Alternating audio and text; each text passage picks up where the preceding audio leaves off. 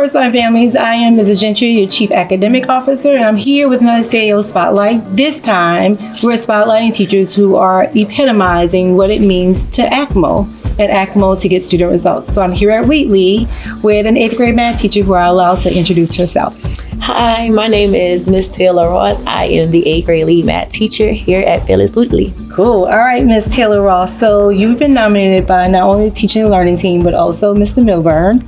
I was on a search for teachers who kind of epitomizes this cycle of ActMo, right? Mm-hmm. And so first question I have for you is like during your independent practice, right? How do you check to make sure students are not only working, but they get just right feedback? So during independent practice, it's a flow from my teacher model.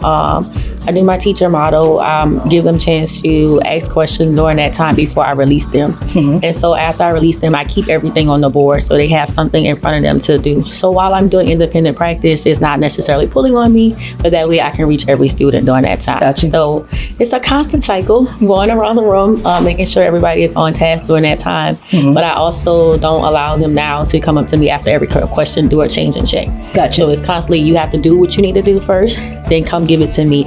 I tell you your errors. They hate the marker now for me because they don't like marks on the paper. Right. So that's how they get the instant feedback from me. And they know they get about 2 chances from me before I bring back the whole group, and then we restart from the beginning. Cool. So I heard a couple of things I'd like to say. One is this piece around like really building their independence, right? Mm-hmm. So you said I model it first, and then I leave the things up so they can reference it if they need to. And then 2, I like how you said like there are these constant cycles, because that's right? Like if I'm walking around, I'm giving student feedback, and let's say you have an error, right?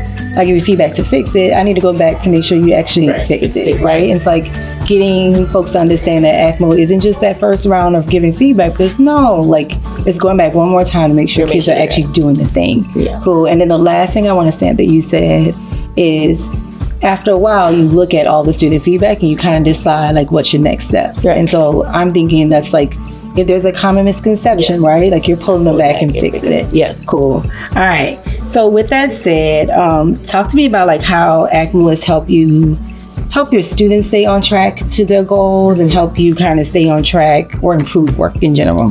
ActMo has helped me with keeping them focused on the goal.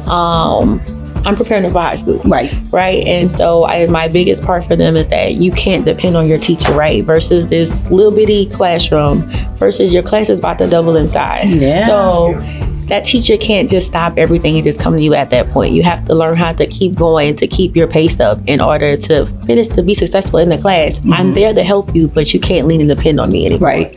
And so ActMo has really gave us a balance between that, and now that this is on you now. Yeah. Even though I'm still going around with you, right, you can't depend on me anymore because I'm now releasing you into the big time world. Right. Ball, that transition to high school is real. Yes, it is real. I think like there are a couple other things I want to stamp too that you said. This piece around like really getting our kids to understand like you own your own learning, yes, right? Like to your point, like you have to pace yourself. You have to know like what you know versus what you don't know. I think that's key. And then the other piece that you said just around like the transition to high school. And so getting them to understand like they are about to leave the cocoon and the nest.